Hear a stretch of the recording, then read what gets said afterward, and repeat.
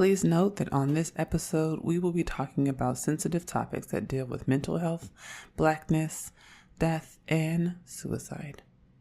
Be advised.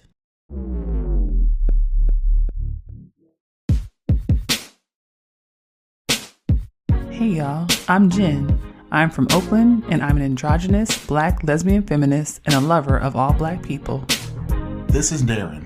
I'm an asexual novelist, researcher, and bona fide comic book fanatic from the widest part of Southern California. Orange County. We're queer millennials with 3 kids and nearly 20 years of marriage. This is a podcast about the realities of Blackness, adulting, and relationships. This is That Black Couple.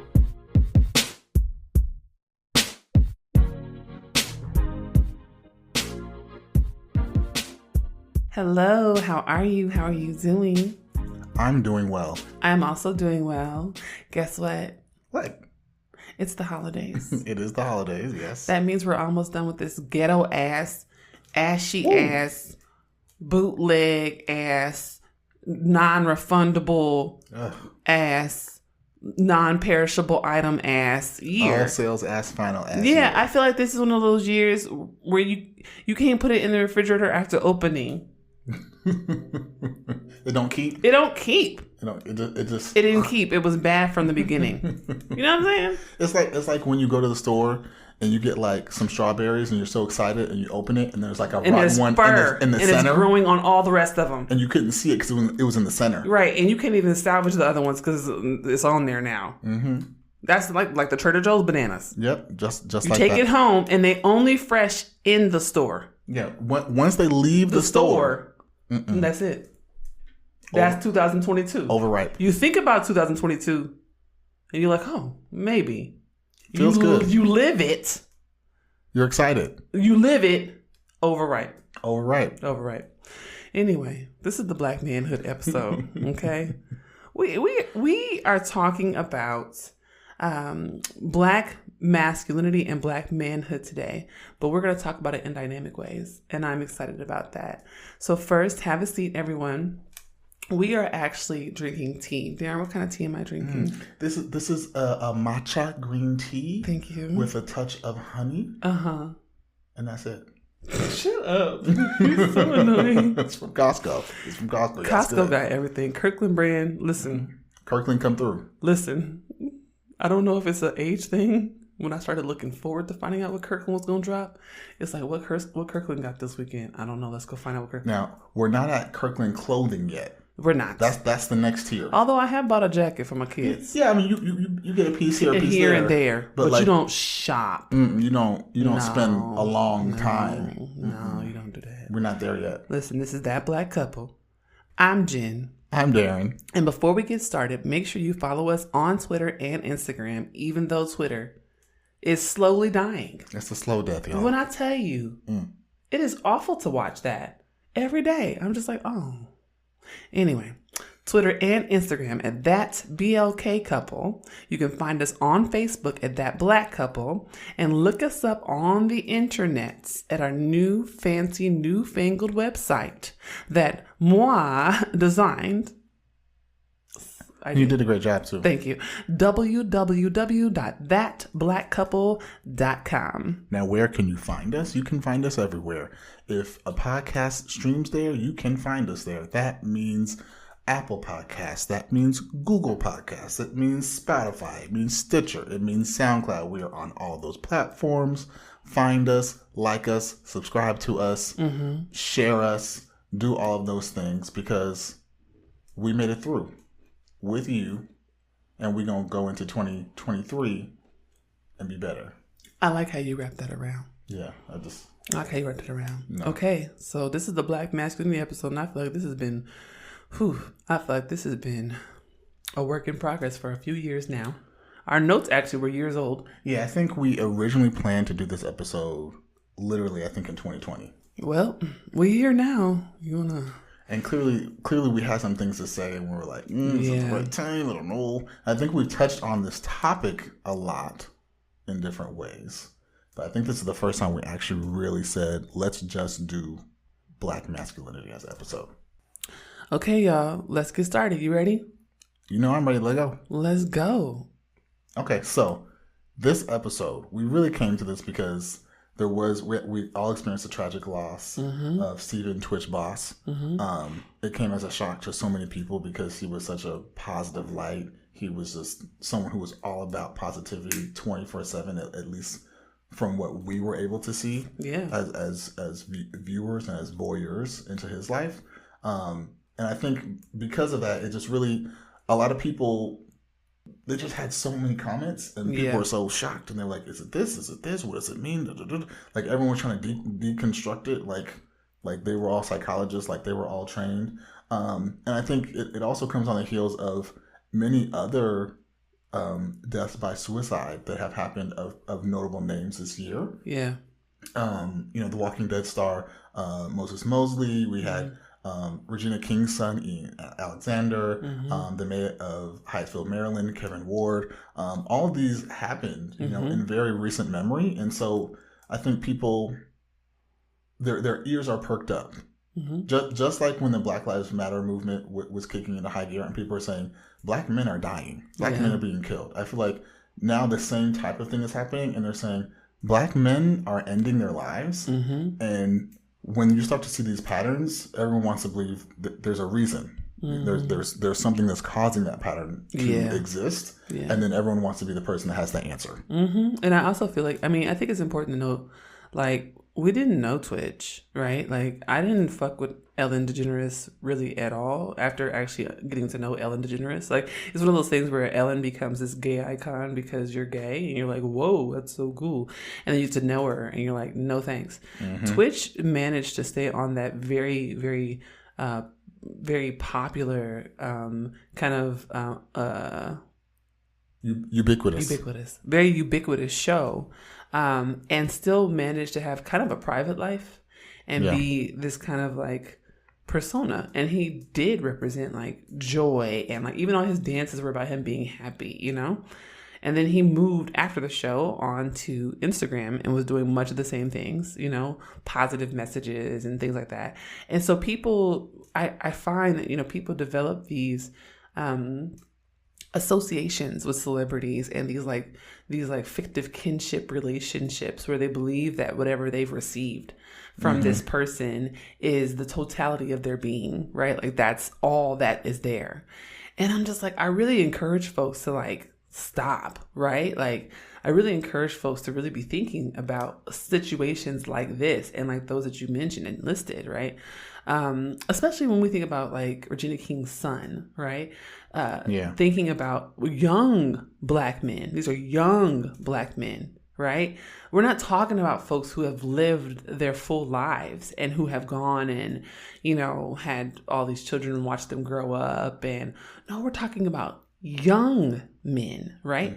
So the social media persona, the clips, and the little short insights into their lives clearly aren't the totality of what these men are grappling with. Like, so let's stop doing this thing where we have to hold on to, but I saw them post the picture the other day. They were so, stop. And that is what happened with Twitch is they were like, oh my God, I think it was like 3 days ago or just a week ago, he posted this video about how, and it's like, of course, I just feel like we're in such an interesting moment with the internet and with social media where I know this is not the topic of the conversation. It's not, but we're going there. A quick sidebar. It's happening. Where I feel like people are all now commodifying themselves, and we are all going to the internet and creating these personas that are a slice of our lives, or in some cases, just a complete misrepresentation of who we are. Or a damn lie. Yeah, it's a presentation. It's a show. Yeah, and it's interesting because it ties directly into celebrity culture because that's exactly what celebrity culture is. Yeah.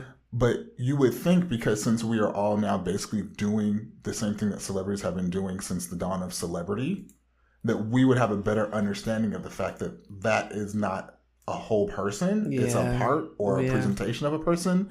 And there's a whole life behind that. Right. And the fact that we are still struggling as a society to understand it is actually kind of baffling. It's baffling. I mean, social media has been here for a very long time. I mean, we are early millennials. It's been most of our life. You know? We remember when Facebook started. We remember AOL Instant Messenger and MySpace. We did all that stuff. HTML code. Niggas know.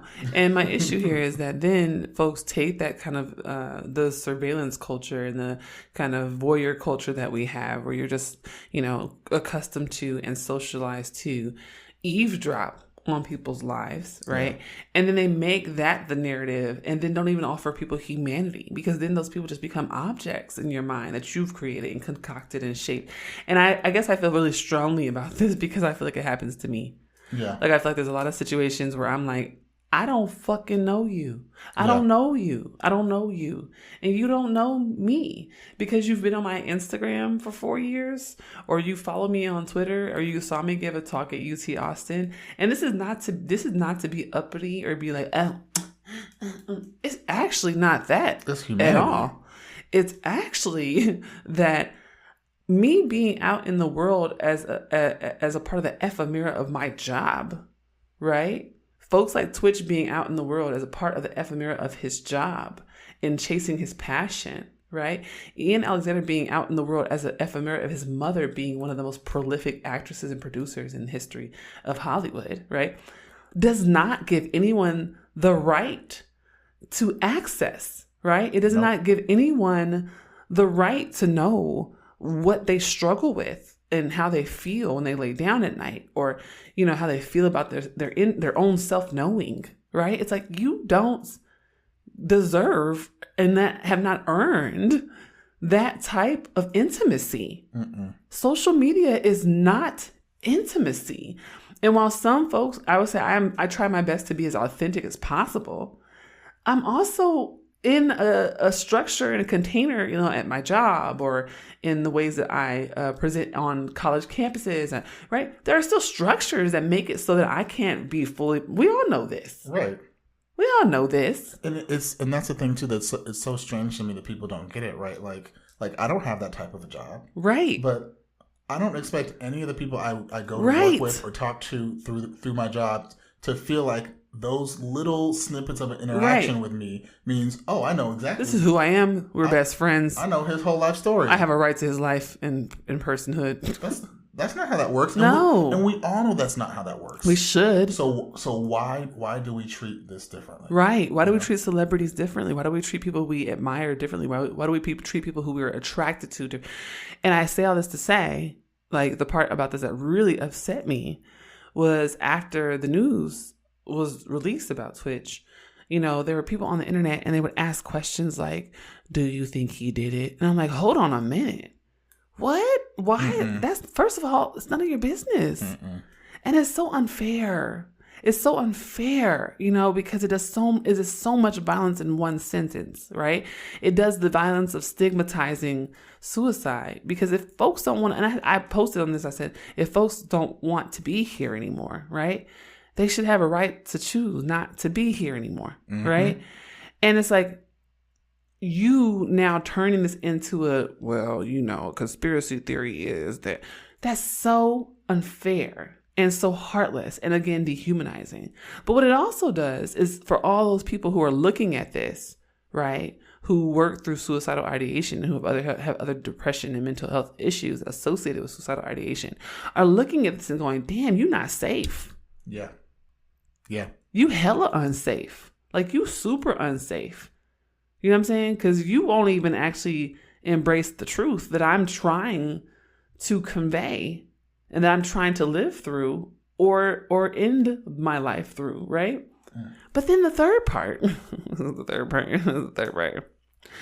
bitch, you don't know them. I don't understand.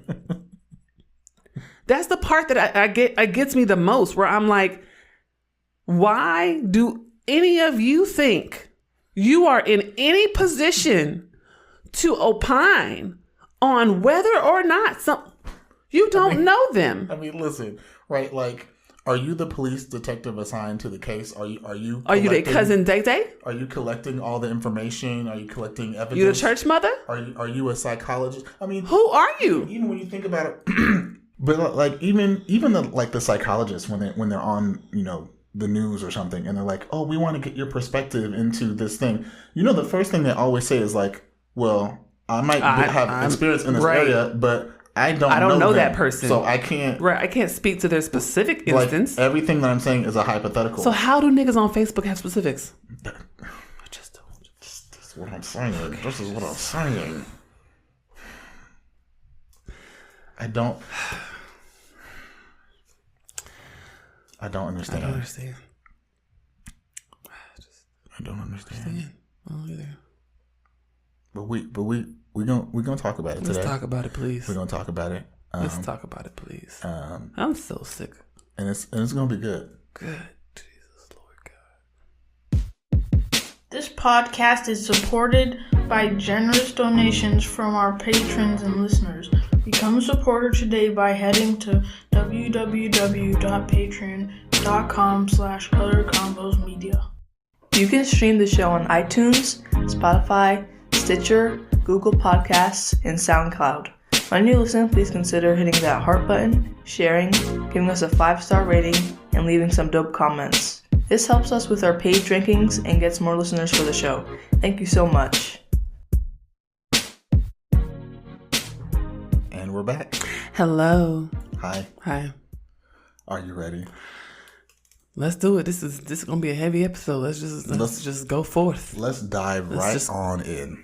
Go forth. As I say all the time, it's time for the conversation. That means I've done my research. I've got some numbers to share with you all. Do it. And let's just go right in. So we were talking about Black masculinity, and we were talking about all these people that we've lost, and kind of like why we're losing Black men, and what is this all about.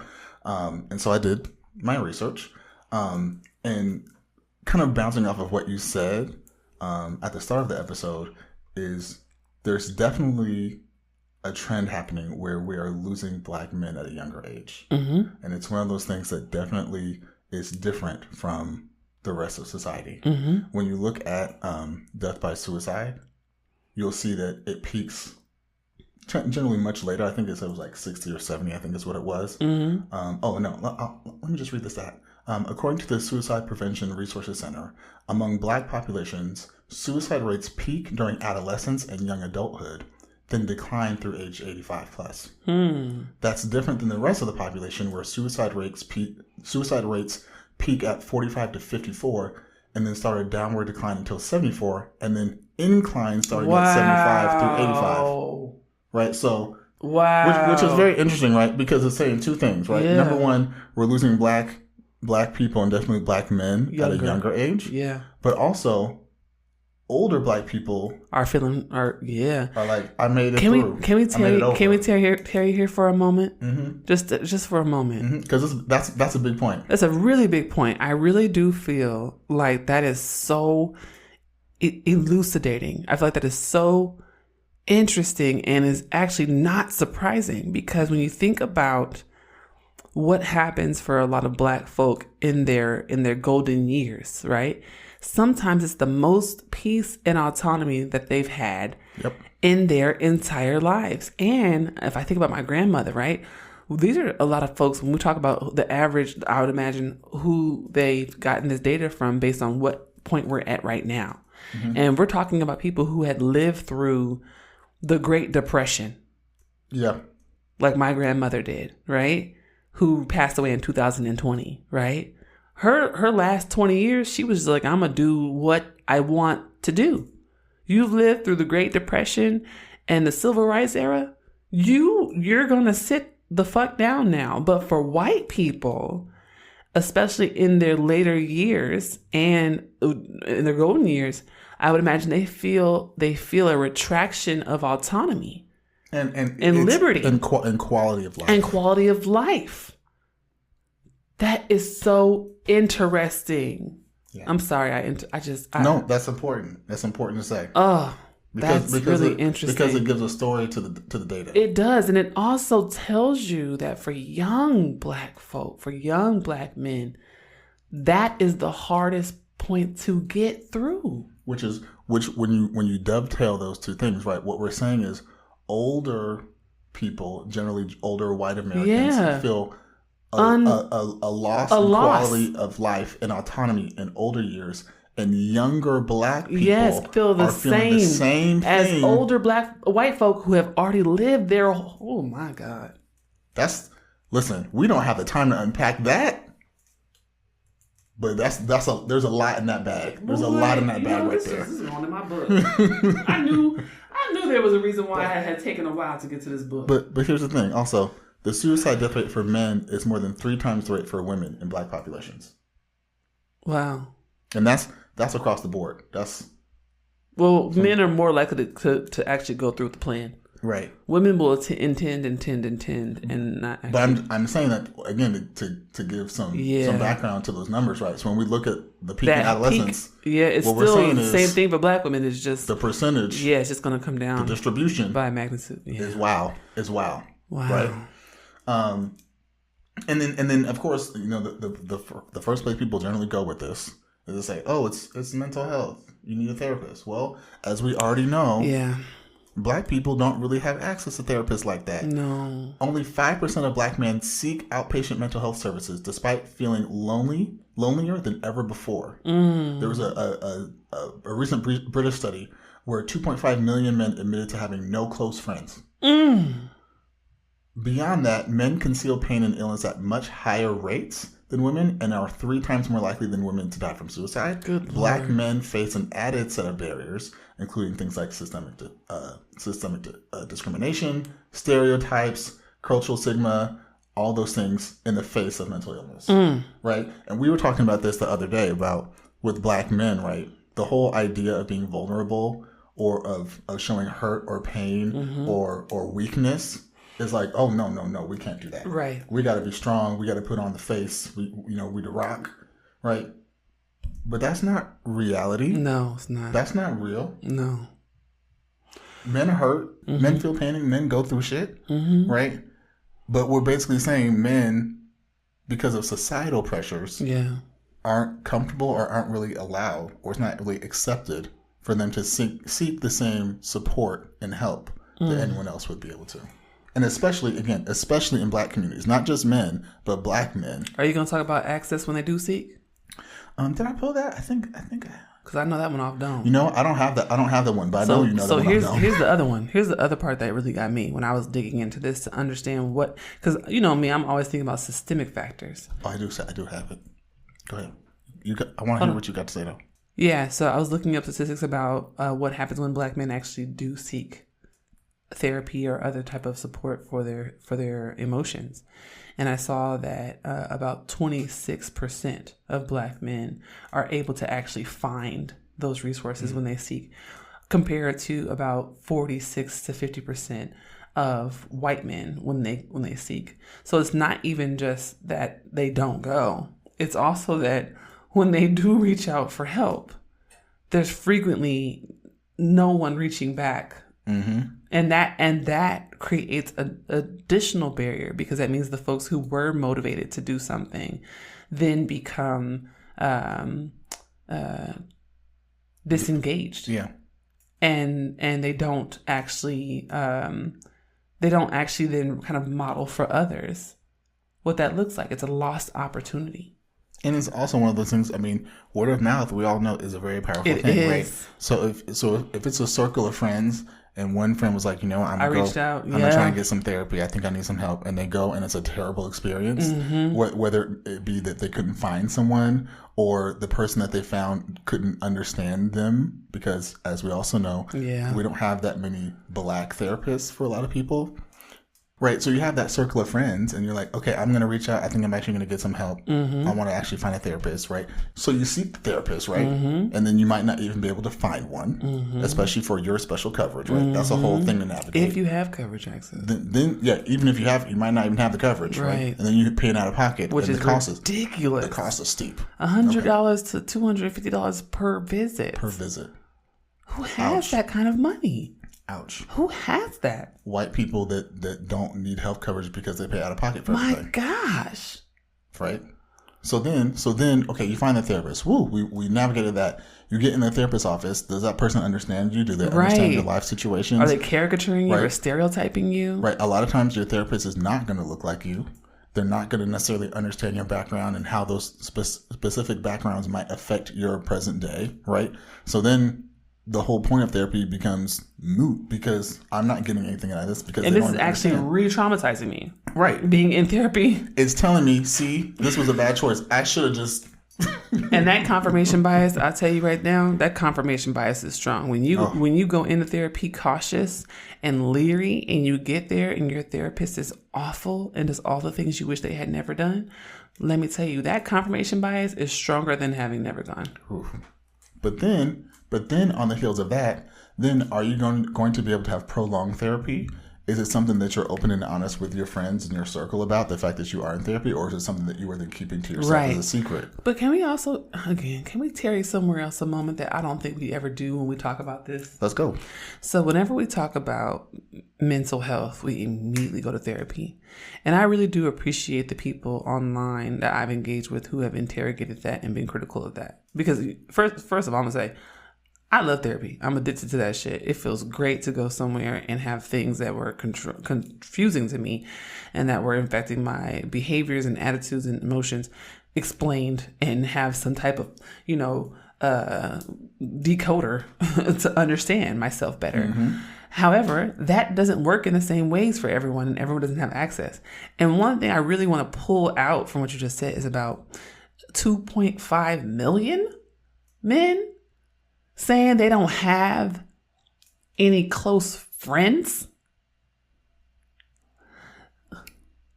We don't talk about toxic masculinity before. 2.5 million men, which means that if that's the sample, then it probably relates to a much larger population of men in the world generally. Mm-hmm. And I'm just like, why do we not promote intimacy and friendship among men? Because it's seen as weakness. And meanwhile, men are dying. That's what I don't understand. It's like if it were working, if it were going well, I could understand, we got to hold on to these myths and this shit we made up because look, everybody's thriving. Okay. Those kind of myths, I'd be like, okay, let's talk about it. Right? Like if Santa was really doing something for communities at the margins, I'd be like, hold on, let's see how we can organize Santa things, right? Yeah. But these myths around masculinity and a lack of vulnerability are not serving us. No. And they're having the secondary effect of creating environments where men are so repressed that they then dump and traumatize the women in their lives. And for Black women, this is one of the leading causes of death. Hold up. So my next thing goes directly into what you're saying, right? Because we just talked about life and death by suicide and how that relates, right? Black men's life expectancy goes up and earning potential increases when they get married. Yeah. The reverse happens for women. It's because Black men tend to overuse their wives for emotional labor. Right? That's really what it is. Because the problem is, if you have Black men being vulnerable, really expressing the things that are bothering them, working through those things in a way socially with their circles, right? You then have to question the empty concept of masculinity that we are all holding on to. Yeah. And if you start questioning that, you start questioning a lot of stuff, right? Yeah. Like we've seen all this no homo stuff where it's like, well, I don't know. It's like, nobody asked. Are you gay or are you not gay? You're not gay? Okay, well then move the fuck on. If I touch your shoulder, it's not gay. Don't feel like, oh no, the gayness is it's coming out of the air and coming to my skin. That's not. Like I said, the empty concept of masculinity that we hold on to, right? You have to actually question it. When you start questioning it, people get real scared. Yeah. Because they use it as like a blanket, like a shield. Veneer. Right? Yeah. It's something that's easily identifiable. We have this common understanding around it. Yeah. And so we can just operate under that and not have to work hard. Yeah. And I want to talk about this and extend it a bit too, because I have been critical of not only like manhood and maleness, but also masculinity. And that is coming from a woman who has moved through being gender flux and being read as masculine and feminine in different contexts. And for me, my relationship to masculinity, right, where I do feel very masculine at times, and I do emote in those ways at times. But there are certain expectations of bodies that are read as male, and the ways that society puts a premium on those behaviors being violent and harmful and dismissive of those bodies that are not read as male. Mm-hmm. That is the part that because the thing is, we talk about toxic masculinity, but I wonder what masculinity is without the toxicity. And I feel like no one has explained that to me. And we talked about this before, because to me, masculinity, just like femininity, is something that you define for yourself. That's it. Right? So when we talk about toxic masculinity, we are talking about the societal concept of masculinity. That's it, right there. That in and of itself is toxic. Come on now. That's what I'm saying. The societal conception of masculinity is inherently toxic because it is rooted in possession and dispossession. It's rooted in ownership. It's rooted in sexualization of other people's bodies, right? Like the ways that you are dismissed by men if they don't want to fuck you. And how that is a norm, right? Even the concept that we have of the friend zone. Like, now we're going to treat this woman differently because she won't let me have sex with her. And how that has now become something that men have weaponized to make themselves a victim. Yep. The narcissism of it all. Yep. So I'm not here on this episode to critique men. Let's be very clear about that.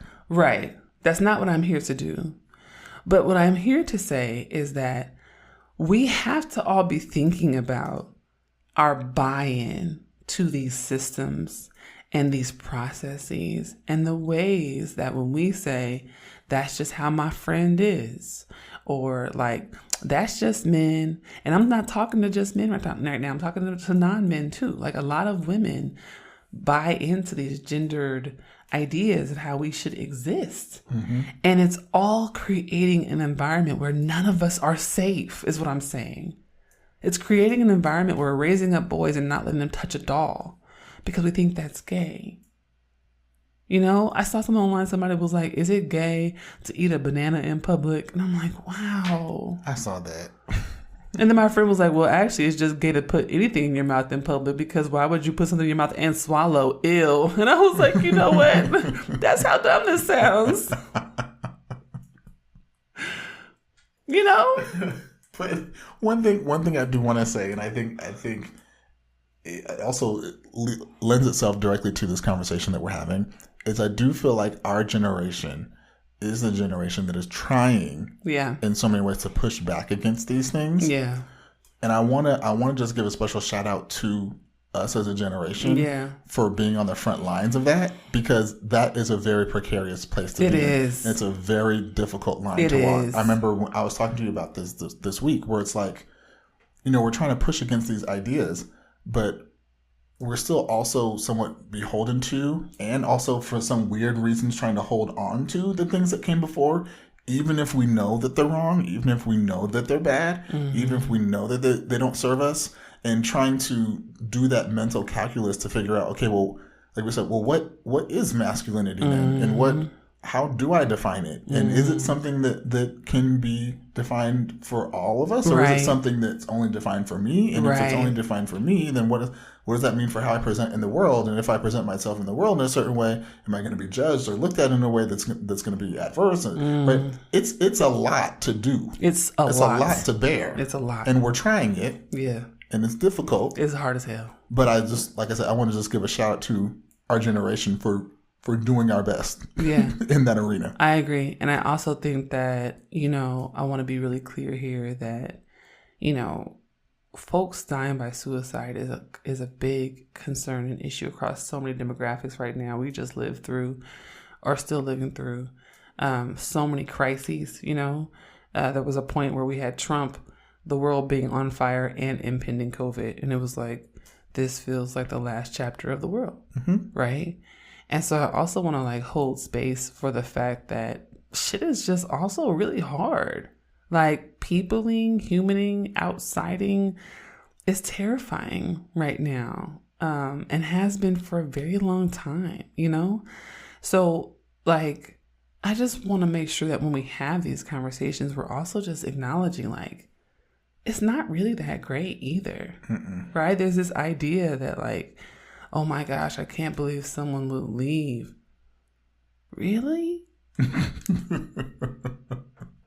I hate to laugh at that, but it's one of those you laugh because it's true. Yeah. Because it's very true. Like, you know, you don't watch the news. Because like, the news is I terrible. can't no more. And, I got Zeus card. And you know, I just give you these reports like, I watch the news. Here's my 30-second takeaway for you so you understand what's happening in the world. Because it is so bad on a daily, sometimes hour by hour basis of what we're watching unfold in front of our very eyes. It's horrible.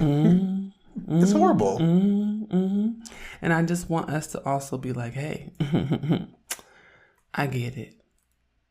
Like, that to me is humanity. Like, that to me is real care when you just can at least say, I get it. Like, shit is really hard. Shit is really hard. And for Black men, you know what I'm saying, being born into a world that wants you dead from the moment you are conceived. And that not only wants you dead, but builds systems around you that will collapse.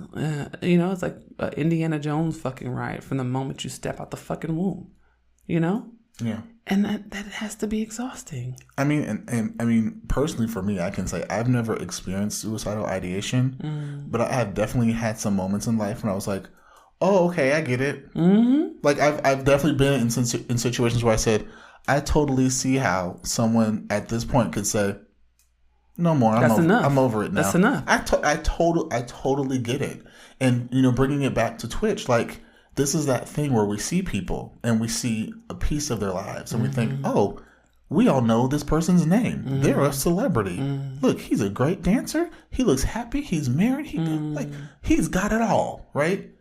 And you have no idea how much other shit. Right. He's holding. And even those things that we say, oh, he has it all. We have no idea what pressures those things also. And what all even is for him. Right. Right. What? It just frustrates He's not you and you is not him. You don't even know this man. And that's the thing where it's like we don't know. Yeah. And we also, as people who don't know, and then again, people who also a lot of times don't have the education or knowledge around these type of topics, we can't then go to the world and say, see, the problem was let's debate it. He didn't go to church. The problem was he didn't eat enough broccoli. He didn't eat enough broccoli. That's what it was. We need to give kids more fish oil. If we do that, we have to. If you don't know, you need to shut the hell up. Just be quiet. You're not helping. You're not helping. You can find my mom and dad, aka That Black Couple, on the web at thatblackcouple.com. That Black Couple is owned and operated by Color Combos Media. If you would like to help fund our content, sign up at www.patreon.com/colorcombosmedia. Please consider giving us $5 or $10 per month to help us build our platform and grow our organization. You can also give one-time donations at www.paypal.me/colorcombosmedia. All donations are welcome.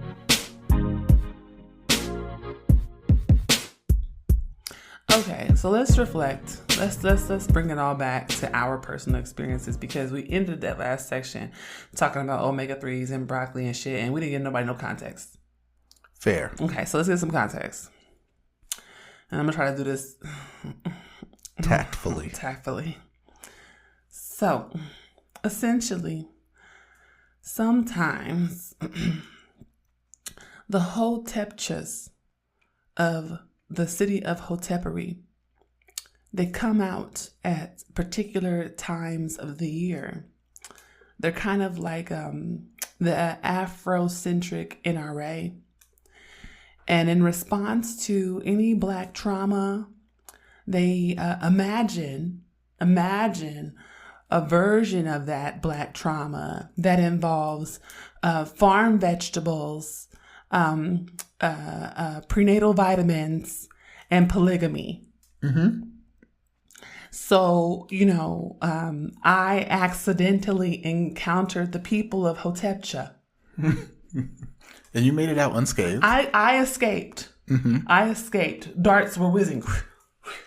It's like Indiana Jones in that bitch. You know what I'm saying? Like darts were whizzing. But I'm from Oakland, so I made it out. I've seen them before. There's a contingent of them growing in Oakland. Mm-hmm. We've stamped them out mostly. But they're on the rise. They make their hives, and then they spread and they find grow, one and another, multiply. and then they multiply. So some of the Hotepchins were arguing that part of the issue with dying by suicide for Black men is that we just don't have good diets. Mm-hmm. We just eat too much processed food.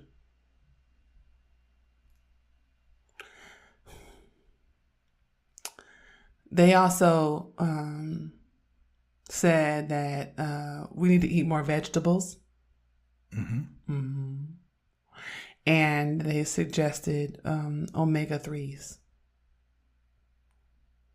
Yeah. They said that mental illness is a spirit.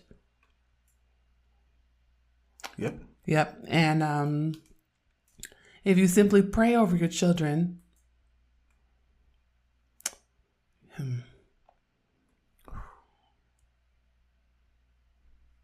I try not to be an asshole. I really do. I really try. But to me, this is one of those things where it's like simple answers for simple minds. I will not. I'm sorry. It's simple answers for simple minds. What does that mean? What that means is people. You're making me do it.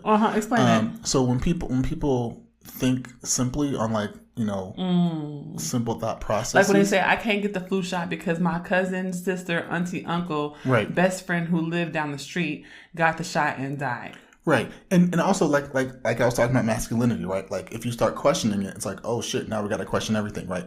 Some people don't want to question it, right? Some people just want a simple answer. Boom, boom. They're like, hey, I see a problem. X causes Y. Fish oil? Fish oil will fit? That'll do it. Okay. Let's do fish oil. I don't want nothing else. Pray. That'll do it? Every day, just pray. 8 p.m., get on our knees, pray over the child, get the oil on the forehead. Say they won't be gay, and they won't. Then they won't. And then, okay. They won't be gay and they won't have mental illness if I pray? Because then if they believe in that, they don't have to hold on to the fear of those things being a possibility. They also then don't have to have any real robust or complex reaction to those possibilities, right? They don't have to interrogate, is it okay if my child is gay? Wow. Right? They don't have to interrogate, okay, my child's depressed. Maybe I need to be more present. Maybe I need to ask them. Maybe my parenting is not on. Right, you don't have to do that. You can just say, oh, the answer is prayer. Oh, I prayed. That's I sent my prayers in overnight on Friday. They already got in on Saturday morning. I talked to the hotep with the kufi, and he said, remove cauliflower, replace it with broccoli, and get them omega-3s, and we're good. Yeah. So wait, or is it the other way around? Is cauliflower the good one, or is broccoli? No, cauliflower is the bad one because it doesn't. It doesn't have any color. It's the lack of color. It's the lack of the color. That's what will do you in. That's because that's what the white people did. Good night. All right. It's a hybrid that they cooked up in a lab. What they say on Color Purple? Whoop, time to go. Time to go. I'm out. And like I said, the problem with this is we need to listen to people who actually know. Like the whole COVID thing is a great example, right? Where so many people talking literally out of the crack of their ass, out of the booty cracks, straight out of it. Just if you just swallow the bleach, they just didn't know. And again, simple answers for simple people. People wanted to believe, if I just do this, what do I got to do? What's the thing? What's the answer? I don't want to have to know any science. I don't want to have to go to school. I don't want the sentences to have more than 5 words. Every single thing they got from the grocery store. Right. Niggas was wiping down every paper bag. We was doing some foolish That's shit. not how science works. Niggas went out and got toilet paper and not food.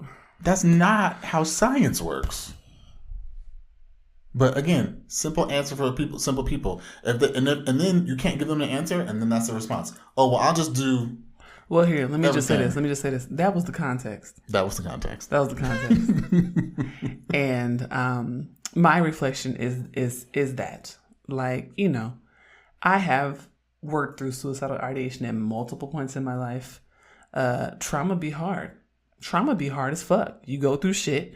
You're a kid or you're a young adult and you're like, yeah, I don't know how I'm going to get on the other side of this in a whole piece. So maybe I should just let that shit go. There are days where you're like, yeah, being alive is so hard. So hard. I have absolutely had days where I was like, I don't know how I'm going to feed myself today. Mm-hmm.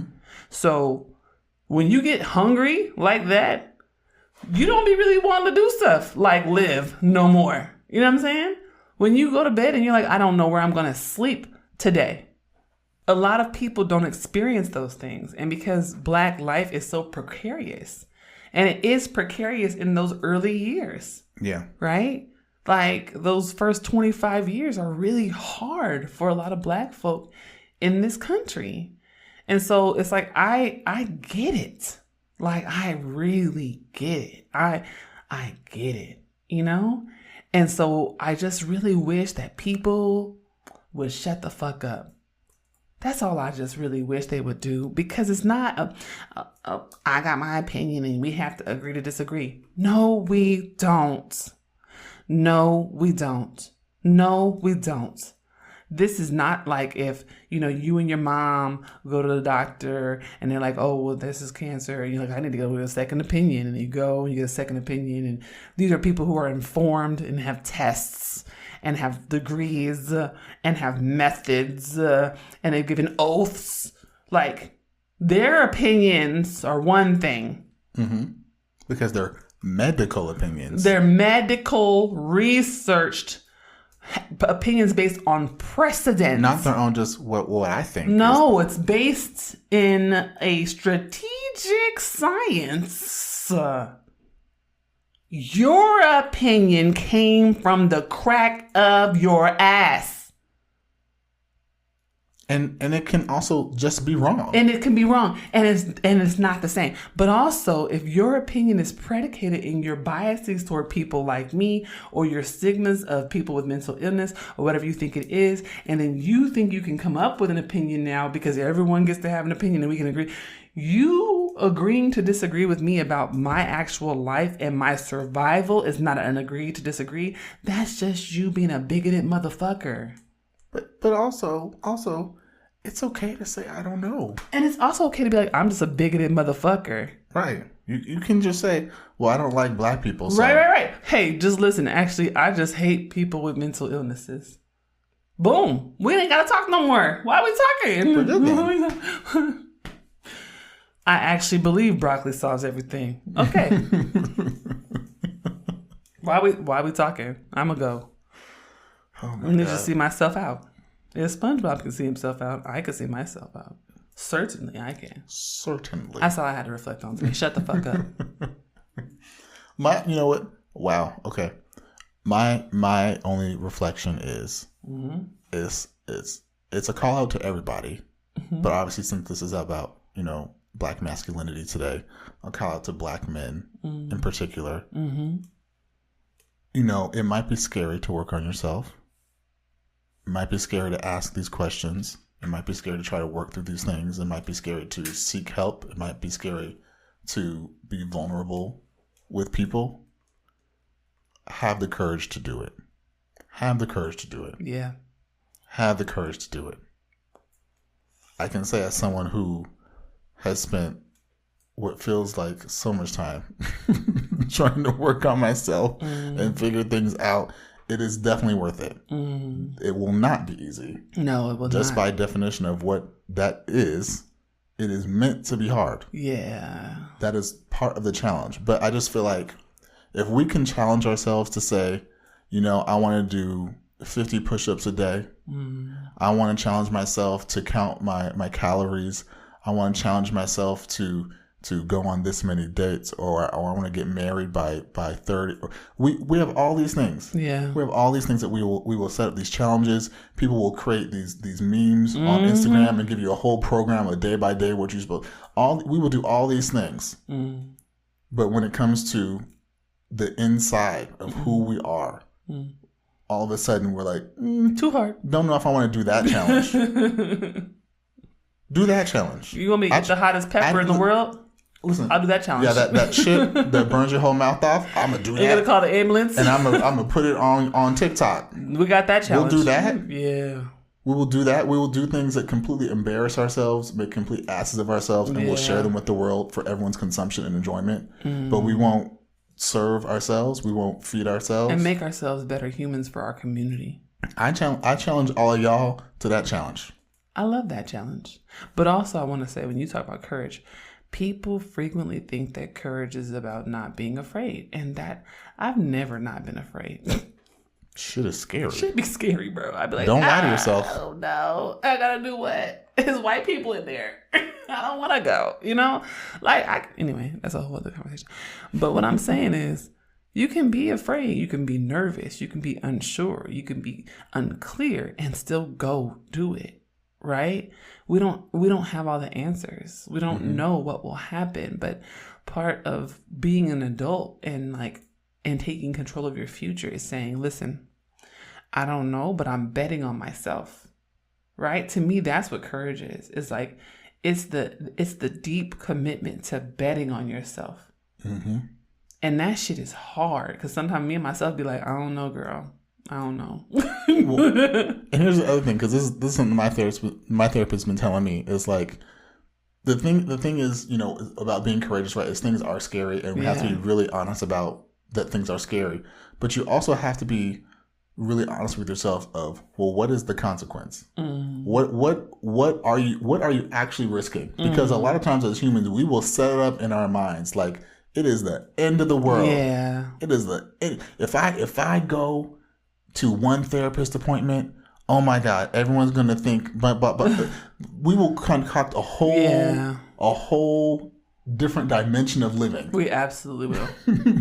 Based upon something that's not even real yet and hasn't even happened. That's true. Right? And then you break it down and you say, well, what happens if I do that? And it's like, well, nothing really. Yeah.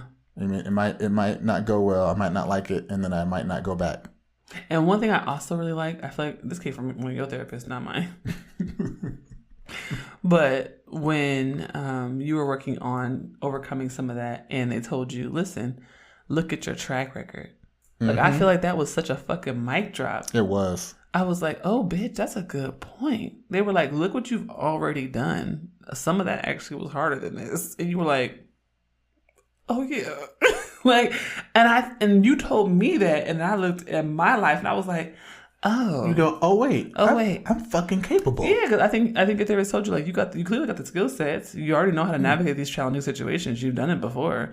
And, like, you've done it in situations where you have way less certainty. And it was like, oh. It was one of those ways to not to gaslight yourself, but to actually sit in reality. Because you were gaslighting yourself. Right, like be scared. It's scary. Like, just because something was scarier doesn't mean this still isn't scary. But it doesn't mean you're unprepared. Right. Everything is fucking scary. It doesn't mean you're not ready. Going outside every day is scary. Yes.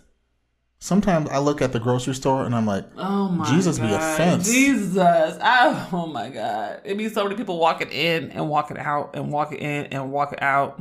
But that don't mean I don't go in. Yeah. I still go and get what I need. Oh, look at that. You see how we brought that back around? I thought you pointed at the wall. I was like, what? No, ain't nothing on the wall. Okay. But I was just saying, you see how we just brought that back around? Yes. How you still get what you need? Yes. You still get what you need. Nigga, you preaching now? I'm preaching now. Oh, God. Okay, let's end this episode. The missionary Baptist preacher in me done come out. Oh, God. Go get what you need. You're not missionary Baptist. You AME. I know, but I'm saying... You've never been... Oh, actually, you had a few years. The preacher that lives in me is saying, you go get what you need. When you go to the store, you go and get what you need, no matter what the hurdles and the barriers are. When did the preacher start living in there? I don't know. He's here today. You know, what's his name? They said mental health is a spirit. I got. What's his name? Vernell Garciquias. What's his name? Montavious. I like Vernell Johnson. Vernell Johnson. Can his middle name be Montavious? He sure Vernell can be. Montavious Johnson. And what he said is, you go to the store and you get what you need. Hey. No matter what those barriers are that might be in your way. Yes. Because guess what? You need it. Now apply that to your mental health. You need that health. You're going to hell. You need that health. You're going to hell. You need that peace. You're going to hell. In your spirit. Go get it. That what Mary say? You're not going to involve me. You're not going to involve me. Go get it. Don't involve me in this. Go get it. You go straight to hell. Vernell Montavious Johnson. Your last name already Jackson. Why you change it to Johnson? It can't be the same. You already got a black ass last name. It can't be the same. It gotta be a different. Jackson. It gotta be a different. It gotta be a different black name. You just changed your last name from Jackson to Johnson. I do it all the time. Whenever I'm trying to be like another black alter ego, it's always Johnson because it can't be Jackson. I ain't gonna lie, you right. I do Jenkins. Yeah. You got your go-to. You got your go-to. It can't be the one you already got. That don't work. It don't work. It don't feel the same. It don't hit right. It's like when you eat somebody else's food, you be like, that tastes good.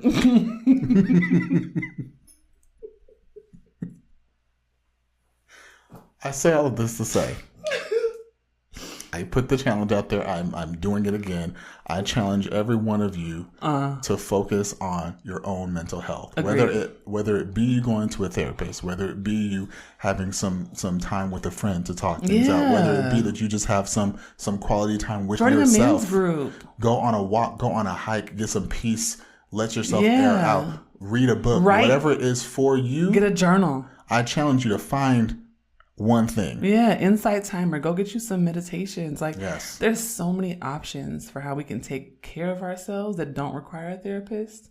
So just like, if there's alternative sources that are a better fit, go do it. And I also challenge you to challenge the very concept of masculinity in your day-to-day walk. And challenge one friend to do the same. There it is. Do it together. Teamwork. When two are gathered. Montavious. He snuck back in, y'all. He snuck back in. He can't come. Get Montavious. Okay, I'm going to release him. Release Vernell Montavious up out of here. Ha. Hamburger pan fries. Watermelon Drea. Hamburger Gisa. I can't stand you.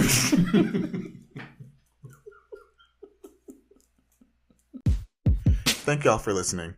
Before you go, make sure you follow us on Twitter and Instagram at ThatBLKCouple, on Facebook at ThatBlackCouple, and look us up on the internets at www.thatblackcouple.com. Bye.